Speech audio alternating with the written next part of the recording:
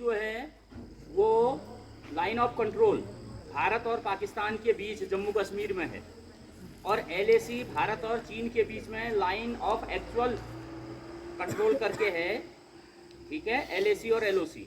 तो LOC के पास हमारे कारगिल की पहाड़ियाँ, तो तोलोलिंग की पहाड़ियाँ या इसी प्रकार की अन्य पहाड़ियाँ हैं। जैसे सामने आपकी ये पहाड़ियाँ दिखाई देती हैं, ये कम ऊंची हैं लेकिन वो काफ़ी ऊंची हैं। अब प्रश्न ये था कि कारगिल की लड़ाई क्यों हुई। अब जैसा अमूमन होता ही है, हमारी लड़ाई सिर्फ पाकिस्तान से ही होती है, और कोई भी बता देगा कि कारगिल की लड़ाई किससे हुई थी भारत की, तो आप बता देंगे कि वो पाकिस्तान से हुई थी। उसका कारण ये था कि फरवरी के महीने तत्कालीन प्रधानमंत्री अटल बिहारी वाजपेयी और पाकिस्तान के जो परवेज मुशर्रफ थे, उन दोनों के बीच एक समझौता हुआ करना पड़ता था, और लगभग 650 सैनिक हमारे शहीद हुए, और एक एक करके उन पहाड़ियों को जीता गया। उन पहाड़ियों को जीतना सबसे महत्वपूर्ण था। अगर वो पहाड़ियाँ नहीं जीती जाती तो जो श्रीनगर और लेह हमारा जो राष्ट्रीय राजमार्ग है जाकर, ठीक है। अब प्रश्न ये था कि उन पहाड़ियों पर क्यों कब्जा किया उन्होंने। उन पहाड़ियों पर कब्जा इसलिए किया, जो लेह और श्रीनगर जो राष्ट्रीय राजमार्ग है, जो हमारी लाइफ लाइन है आज भी, मतलब अगर वो रोड अगर रोक दी जाए तो हमारी ना तो सेना जा सकती है आगे, ना कुछ भी नहीं जा सकता, लाइफ लाइन है वो हमारी। तो उन पहाड़ियों से उस पर सीधे नजर रखी जाती थी, और नजर क्या, आप उन पहाड़ियों से उस पर आप गोले भी बरसा के जो आर्मी की पूरी सेना चलेगी उनको भी आप रोक सकते हैं। जो आपकी विकास कार्यों के लिए जो गतिविधियां उनको भी रोक सकते हैं। उनका मेन मकसद ये था कि भारत से कश्मीर घाटी को, कश्मीर और जम्मू घाटी को, दोनों को अलग कर देना उन पहाड़ियों पर बैठ के, और हमें कोई खबर नहीं थी कि ऊपर बैठे हैं। अब आर्मी का एक रूल है, जब नई जगहों पर जाते हैं तो पहले उनकी पेट्रोलिंग यूनिट चलती है। पेट्रोलिंग यूनिट में एक 20-25 लोग होते हैं, तो पहले सारी आर्मी नहीं भेजी जाती है। पेट्रोलिंग यूनिट जब गई और उस पेट्रोलिंग यूनिट का कहीं पता ही नहीं चला, वो लौट के ही नहीं आए, ठीक है। अब आप सोच सकते हैं कि ऊपर टॉप पर लोग बैठे हैं और नीचे से आदमी ऊपर चढ़ रहा है, अगर वो ऊपर से पत्थर भी गिरा दें, गोली नहीं भी मारे, पत्थर ही एक बड़ा सा पत्थर गिरा दें तो पत्थर के साथ ही सब नीचे आ जाएंगे। तो पेट्रोलिंग यूनिट के साथ भी ऐसे ही हुआ हमारे, उनका कोई कहीं अता पता नहीं चला।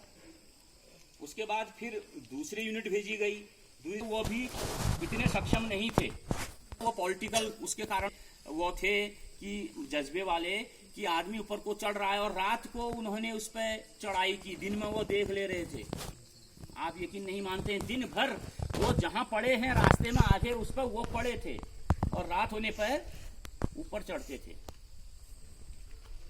और ऊपर चढ़ने पर भी गोला बारूद का सामना करना पड़ता था, और लगभग 650 सैनिक हमारे शहीद हुए, और एक एक करके उन पहाड़ियों को जीता गया।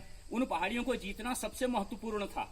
अगर वो पहाड़ियां नहीं जीती जाती तो जो श्रीनगर और लेह हमारा जो राष्ट्रीय राजमार्ग है, जो पंजाब से होके जाता है, वो ब्लॉक हो जाता, और वो ब्लॉक हो जाता तो पूरा जम्मू और कश्मीर और लद्दाख सब भारत के हाथ से निकल जाता, और उनका मेन उद्देश्य यही था। अब उन पहाड़ियों पर चढ़ना था, सामान ले जाना था, और बाद में वो जितने मारे गए थे उनकी जो आइडेंटिफाई हुई, पहचान हुई, तो वो पाकिस्तान के सैनिक थे, ठीक है। तो 24 साल पहले की जो ये घटना है, इसी उन वीर शहीदों को याद करने के लिए कारगिल दिवस, पहले कारगिल दिवस के रूप में मनाया जाता था, अब शौर्य दिवस के रूप में।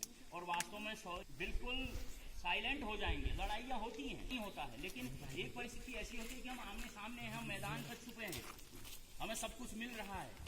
एक वो परिस्थितियाँ बिल्कुल विकट, ठीक है। और ज्यादातर उसमें 18-20 साल से लेकर 25 साल तक के जो थे, जो नए नए भर्ती हुए थे, चाहे वो अफसर थे उसमें, चाहे और लोग थे, वो लोग उसमें ज़्यादा शहीद हुए। तो ये कहानी थी, और एक एक करके सारी चोटियों को हम जीतते गए, और लास्ट में कारगिल जो चोटी है वो जीती गई, और उस परिप्रेक्ष्य में ये शौर्य दिवस मनाया जाता है, ठीक है। Thank you.